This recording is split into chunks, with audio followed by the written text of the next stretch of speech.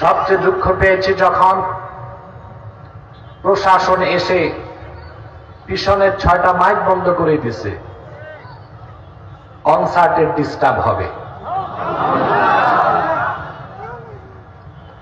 আমি বলেছি সব মাইক চালাও, কনসার্টের জন্য কোরআনের মাহফিল বন্ধ হতে পারে না। এ হচ্ছে 360 আউলিয়ার বাংলাদেশ, শাহজালালের বাংলাদেশ, শাহ ফারহানের বাংলাদেশ, শাহ কারামত আলীর বাংলাদেশ, শাহ মখদুমের বাংলাদেশ। দুই পাশে দুটো গানের কনসার্ট হচ্ছে, আর এখানে আল্লাহর কোরআনের মাহফিল হচ্ছে।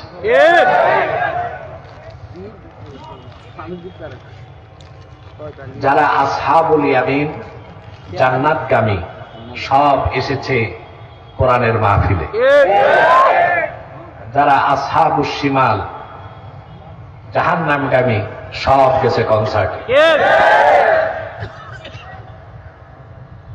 আমার দৃষ্টিতে হযরত শাহজালাল রহমতুল্লাহর ইজ্জতের দিকে তাকায় হলেও সিলেটে কোনো গান বাদ্যের কনসার্ট হওয়া উচিত না।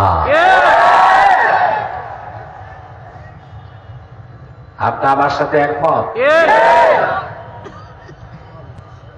সবচেয়ে দুঃখ পেয়েছি যখন প্রশাসন এসে পিছনের 6টা মাইক বন্ধ করে দিছে, কনসার্টের ডিস্টার্ব হবে। আমি বলেছি সব মাইক চালাও,